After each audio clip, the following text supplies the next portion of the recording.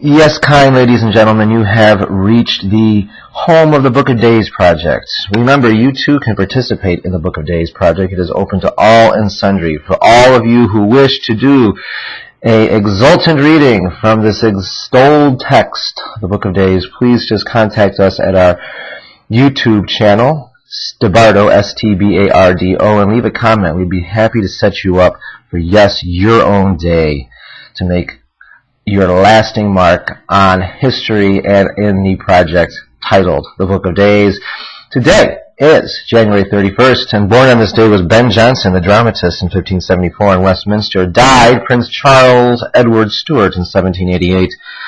Clara Clarion, 1803, died in Paris. It is a feast day of Saint Marcella, widow, in 410. Saint Madoc, called also Aidan, Bishop of Ferris in Ireland, 632.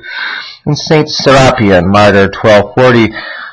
Charles Edward Stuart, this unfortunate prince, so noted for his romantic effort to recover a forfeited crown in 1745, and the last person of the Stuart family who had maintained any pretensions to it, expired at his house in Florence in 1788 at the age of 68. The course of Charles Edwards for many years after the 45 was eccentric. Latterly, it became discreditable in consequence of sottishness, not Scottishness, sottishness, which not only made his friends and attached servants desert him, but caused even his wife to quit the house, to which she would never return.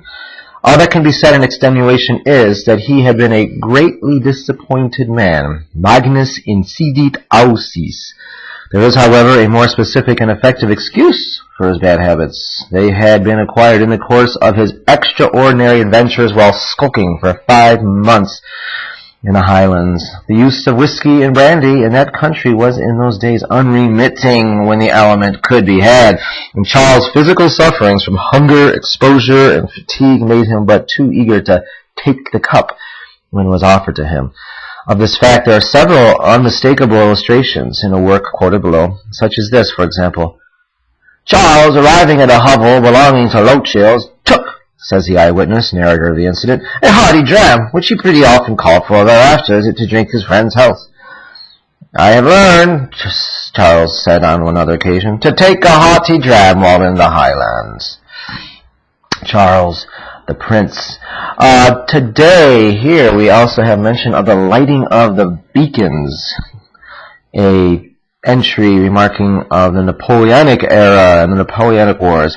During the threats of invasion from France in 1803-1804, the spirit of the people for national defense was wound up to a high pitch of enthusiasm. On the evening of the 31st of January 1804, a beacon at Hume Castle in Berwickshire was lighted in consequence of a mistake. And other beacons, following the example, the volunteers throughout nearly all the southern counties of Scotland were in arms before next morning, and pouring fast to their respective places of rendezvous. It was held to be a most creditable example of earnest and devoted patriotism, and undoubtedly served to generate a feeling of confidence in the self-defensive powers of the island. Some particulars of the affair have been set down by Sir Walter Scott, who had opportunities of observing what happened on the occasion. The men of Riddesdale, says he, the most remote point to the westward which the alarm reached, were so much afraid of being late in the field that they put in requisition of all the horses they could find. When they had thus made a forced march out of their own country, they turned their borrowed steeds loose to find their way back through the hills. And they all got back safe to their own stables. Another remarkable circumstance was the general cry of the inhabitants of the smaller towns for arms, that they might go along with their companions. The Selkirkshire yeomanry made a remarkable march, for although some of the individuals lived at 20 and 30 miles distance from the place where they mustered, they were nevertheless embodied and in order in so short a period that they were at Dalkeith, which was their alarm post, about 1 o'clock on the day succeeding the first signal, with men and horse in good order, though the roads were in bad state, and many of the troopers must have ridden 40 or 50 miles without drawing bridle. End quote. The account of the ready patriotism displayed by the country on this occasion warmed the hearts of Scottishmen, not Sottishmen, in every corner of the world. There reached in India the ears of the well-known Dr. Leyden, whose enthusiastic love of Scotland and of his own district of Teviotdale formed a distinguished part of his character. The account which was read to him when on a sick bed stated very truly that the different corps, on arriving at their alarm post, announced themselves by their music, playing the tunes peculiar to their own districts, many of which have been gathering signals for centuries. It was particularly remembered that the Liddesdale men before mentioned entered Kelso playing the lively tune, "Wada meddle with me, and wada with me. My name is Little Jock Elliot, and howda meddle with me." The patient was so delighted with this display of ancient border spirit that he sprung up in his bed and began to sing the old song with such vehemence of action and voice that his attendants, ignorant of the cause of excitation, concluded that the fever had taken possession of his brain. And it was only the entry of another borderer, St. Sir John Malcolm, an explanation which he was well qualified to give, that prevented them from resorting to the means of medical coercion. A local newspaper, February 3, 1860, chronicled a festive meeting which had taken place 4 days before at the village of St. Boswell's in Roxburghshire, and gave the following curious detail apropos. Quote, "On the memorable night in 1804, when the blazing beacons on the Scottish hills told the false tale of a French invasion, a party of volunteers were enjoying themselves in a licensed toll house at Ancram Bridge, Roxburghshire.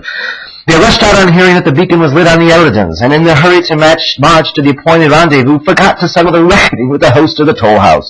When the alarm had subsided and the volunteers had returned to their homes, they remembered the bill was still to pay, but the difficulty of assembling the whole party retarded the settlement till the anniversary of the day of the false alarm, the 31st January, drew near. They considered this a proper occasion to meet and clear off the old score, and it was then determined to hold an annual meeting by way of commemorating the lighting of the beacons.